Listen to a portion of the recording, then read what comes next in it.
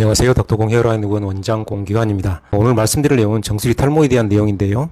물론 정수리 탈모에 대해서도 기존에 제가 여러 번 말씀드려서 반복된 내용이긴 한데요.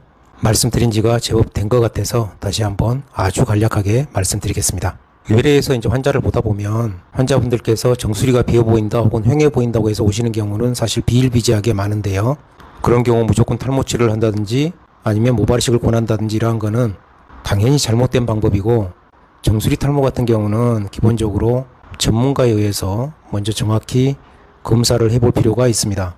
정수리가 비어 보이는 원인들을 보면 첫 번째가 정수리 모발이 가늘어져 있을 때, 요게 이제 첫 번째고요.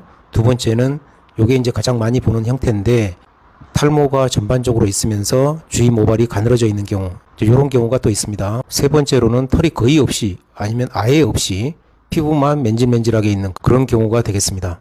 지금 말씀드린 이 세 가지 경우가 다 정수리가 휑해 보이는 이제 그런 요인이 되는데요. 각각에 따라서 치료 방법이 달라지겠습니다. 첫 번째로 정수리 모발이 전반적으로 가늘어져만 있는 경우는 당연히 그건 이제 모발이식 대상이 안 되고요. 약을 먹거나 바르고 탈모 치료를 함으로써 가늘어진 모발을 굵게 만드는, 정확히 말씀드리면 짧아진 성장기를 다시 길게 해서 원래의 성장 사이클로 돌려주는, 그게 기본 치료 방향이 되겠습니다. 두 번째로 이제 가장 많이 보는 전반적으로 탈모가 있으면서 가늘어져 있는 경우는 당연히 탈모가 있는 부위는 모발이식을 통해서 해결을 하셔야 되고요. 기존에 가늘어져 있는 그런 모발들은 첫 번째 경우에 말씀드린 것처럼 약을 먹거나 바르고 탈모 치료를 함으로써 모발을 굳게 만드는 그러한 과정이 필요하게 되겠습니다. 세 번째가 이제 거의 털이 없거나 아예 털이 없는 피부만 맨질맨질하게 있는 그런 경우인데요.